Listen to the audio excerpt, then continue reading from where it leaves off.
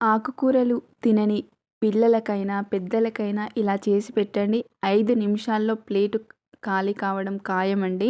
లొట్టలేసుకుంటూ ఇష్టపడి తింటారు. అంత బావుంటుంది. ఆకుకూరలు చాలా మంచివి కదా హెల్త్‌కి. పిల్లల లంచ్ బాక్స్ అయినా, లేకపోతే హస్బెండ్స్ లంచ్ బాక్స్‌కైనా ఇలా చాలా బావుంటుంది. ఈ రెసిపీ పూర్తి వీడియో ఛానల్లో అప్లోడ్ చేశానండి. లింక్ కూడా డిస్క్రిప్షన్‌లో ఇస్తాను. చూసి మీరు చేసుకొని తిని ఎలా వచ్చింది ఏంటి అనేది కామెంట్లో షేర్ చేయండి. అలాగే లైక్ చేయండి, షేర్ చేయండి. సబ్స్క్రైబ్ చేయడం మాత్రం మర్చిపోవద్దండి. చాలా చాలా బాగుంటుంది. అండ్ ఆకుకూరలు ఆరోగ్యానికి చాలా మంచివి. అందులో పాలకూర ఇంకా చాలా చాలా మంచిదండి. ఐరన్ ఉంటుంది, ఫైబర్ ఉంటుంది, కాల్షియం ఉంటుంది.